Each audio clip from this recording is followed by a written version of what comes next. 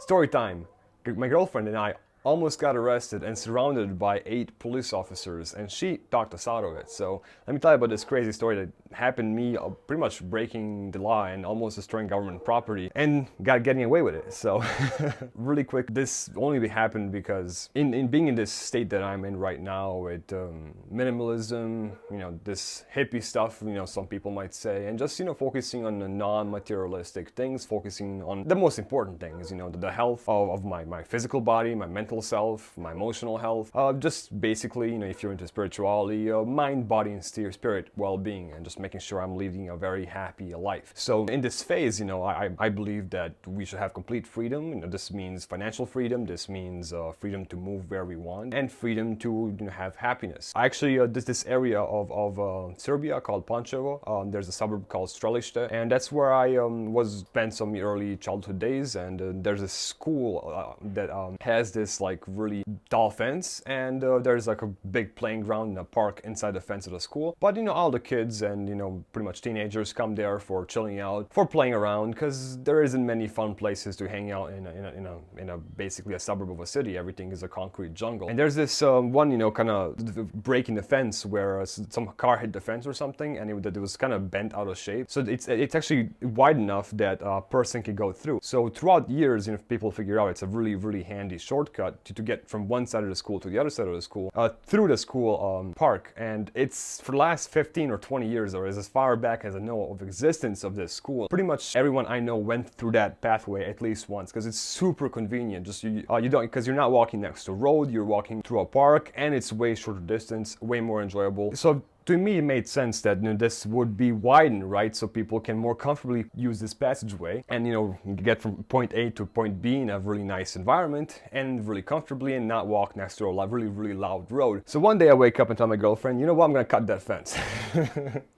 Because I'm, being, a little bit of an anarchist myself, and liking the hippie lifestyle, and liking the free thinking, free mind, and freedom to do anything. And with this circumstance we have around us, our freedoms are being taken away. So I was like, they can't stop me. This is what the people of this suburb deserve. Like I've seen old, I've ever seen like old grandmas and grandpas go use that passageway, and we've seen people like with it's the entrance, like the opening is this big, maybe smaller. So I've seen people with a bike, go through it because it's just so much comfortable to use that shortcut. So I bought a handsaw for like €2, and I was like, I'll do this manually, because you can't get an electric saw over there because there's no electricity in that area. So I get this handsaw, and I'm chipping away this fence, which is technically government property, and I am technically destroying it.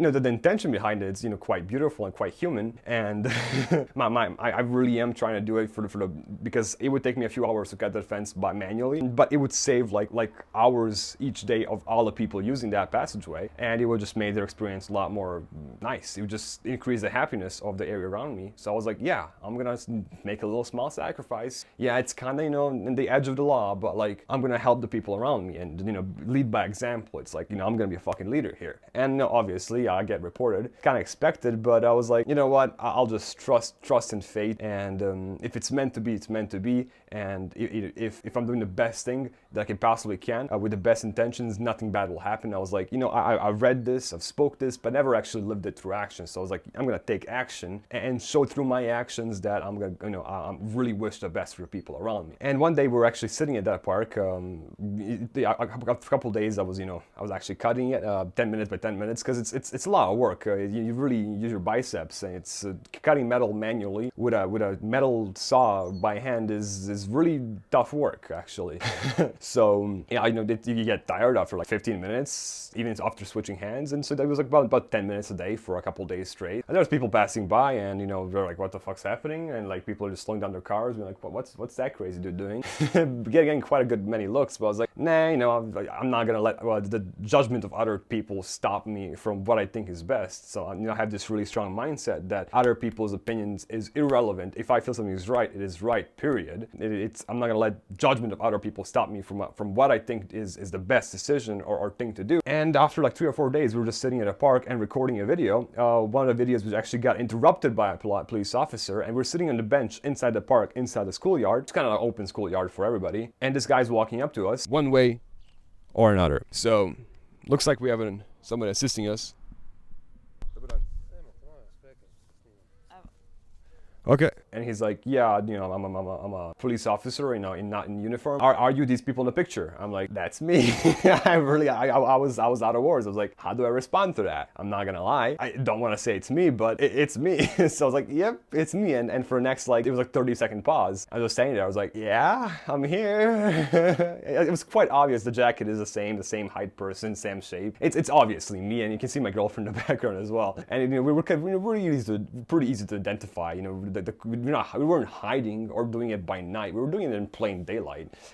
We actually had absolutely zero things to hide. We felt it was right, so we did it. And he's calling the patrol. He's like, yep, I found him. It wasn't really hard to find us. We live right next to that fence. We use that fence daily. And so what ends up happening is, he's taking our IDs, and he's calling us from the office. He's like, yeah, what do I do with these guys? I mean, there's a bunch of kids, and lo and behold, because who knows what we were doing? Maybe we were stealing government property, for crying out loud. By the time I explained about everything, actually my girlfriend, by the time she explained everything to him, because I was wordless. I was like, at the same time, I believe that I cannot be identified by labels. I believe that he has no right to stop my human freedom. At the same time, we have all this authority brainwashed into us. So I was like, how do I respond? I also don't believe in lying, so I was like, I'm not gonna lie to him.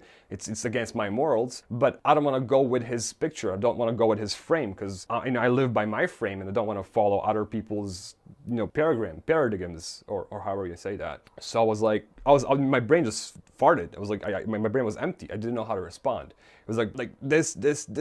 I was just sitting there for like a minute, and after 40 seconds or so, my girlfriend jumps in and she's like, okay, sir, so let me explain what happened. Yeah, we're just a couple of people living here, and it looks really bad, but this is actually what we were trying to accomplish. You see all these people, walking here daily, and actually turns out the police officer himself uses that passageway on a daily basis himself. So he definitely understood where we were coming from, and we're just widening the passage. Yes, technically I was cutting government fence property, or attempting to cut. I have not completed the cut. It was just an attempt, which is a lot of work. It would have taken at least two or three more days of 15 minutes of work, and it's just difficult work. So it's not complete. It was just a little bit damaged fence. And he was like, he definitely understood why, the reasoning behind us, trying to widen that opening so people can just, more easily get from point A to point B. I mean, he uses the shortcut himself, so he definitely understood everything. And thankfully, my girlfriend, was really relaxed. She was like, look, sir, we're just human beings here. It's like, and he definitely understood us. We just came from a really nice, sincere place, and he understood that we're not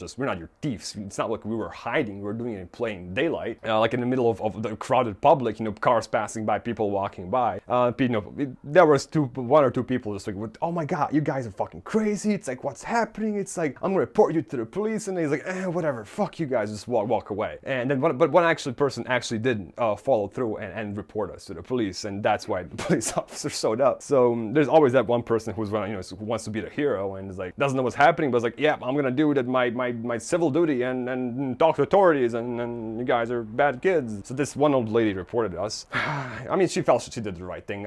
I don't judge her. But hey, it's her programming inside her head, and it makes her feel better. Whatever. And so he's talking to us and calling the patrols, and the police has some things and laws and ways they do things. So obviously they had to make sure we don't run away. We were not running away. We were just chilling, talking to the police officer. My girlfriend was had a really human, nice conversation with the police officer. I was just sitting there really confused. I was like, what? Like, it's all fun and games until things actually start happening. It's like, well, what do I do in this situation, but still, stay inside my, my code of morals? Do I get out of this? Do I run? Like, I was just analyzing all the possible options. I was like, I'm not gonna run. I'm not gonna hide. I'm not gonna lie. But it's like, how to explain it to him? Thankfully, her brain happened to work way faster in this situation. I was just wordless. I pussied out. I can easily say. I really respect her for the courage she had, and she was really grounded, and it was like, boom, like this is us. So yeah, amazing girl I have. In about 3 minutes by the time she finishes talking to him, literally, I just see 2 patrol cars pulling up, about 5 police officers just jumping out of nowhere, and even one officer coming from my left side, which actually is the only way I can get to from my left side is by using that shortcut.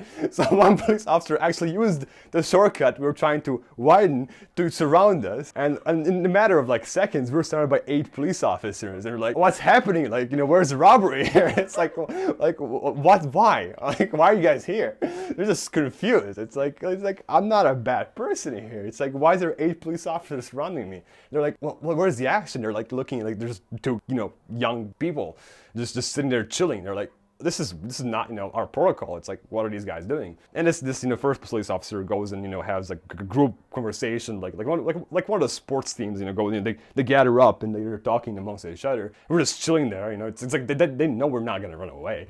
I mean, there's 8 of them and it's like we're just chill people. And the guy just like they talked for a couple minutes. So he pretty much passed on the information that she gave to the officer. He kind of figured it out. It was pretty black and white, and it's quite obvious what happened. And he kind of explained like, come on guys, these are just kids. We're really gonna take them to jail or something. And it was it was a bit of conversation, a bit of here and there. And one police officer, some guy who seemed to be in charge, takes me on for a walk. And he's talking to me. He's like, and he's trying to teach me a lesson. He's like, you can't just do that. It's government property. It's like, how would you feel if I came with a hacksaw and cut up your door and made it wider?